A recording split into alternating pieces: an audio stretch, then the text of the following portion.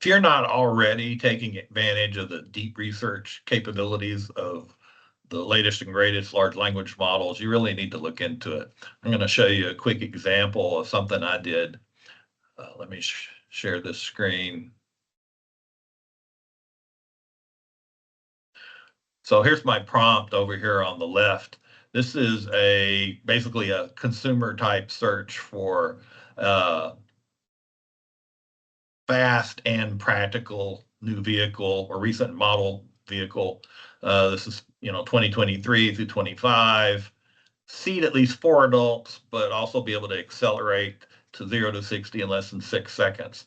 And it doesn't matter if it's gas or hybrid or electric, plug-in hybrid, whatever. And there's a whole bunch of parameters listed there that I'm interested in, creating a table and sorting it with the lowest purchase price first. So let's take a look now at what I got out of it.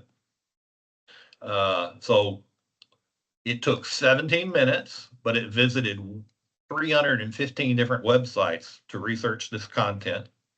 It wound up creating this 34-page document. Gives kind of an introduction, executive summary type information. Talks about how hard it is to get something that's both fast and practical in terms of seating people, and it kind of rules out all the exotic 2-seat sports cars. You see this tabular data. I'll show you that in a spreadsheet that's a little easier to read here in a minute.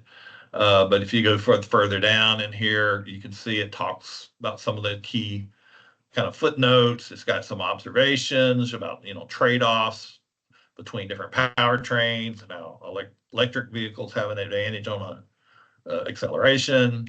Talks about different efficiencies, the difficulty of determining used car prices. Maybe there's a new model, there's not many used cars with 30,000 miles on them, that kind of thing. And then, you eventually get down here some conclusion, and then it starts talking about the sources that it used. And you can see it's hitting all of these car type websites. As I mentioned, it actually visits 315, winds up using 172 of those. And one of the things it does, it can actually show you its thought process and the planning that it did. And when it evaluates intermediate results, and there got some gaps in information. I got to keep going, dig into some of these things, look at some other sites. It was really very impressive. Find some other vehicles, it finds some kind of exception conditions. And so I need to go check this out, or, how trustworthy is this acceleration number, things like that.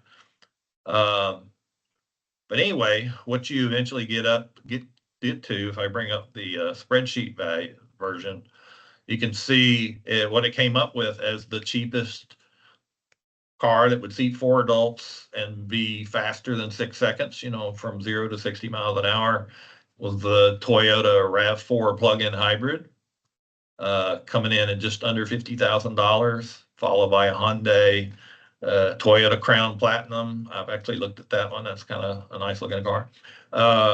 Tesla Model 3, Ford Explorer, BMW M2, and you can kind of see going down here, lots of different brands hitting in. They start getting pricey very quickly, and you can, by the time you're at the bottom of the list, you can see you're well over $200,000. But just think about that. The labor savings in 17 minutes, how long would, how many websites could you visit? I bet it's not 315. So it can really speed up your research tasks. So remember me, I'm Phil Hartman. You can search for me on LinkedIn or Instagram or TikTok.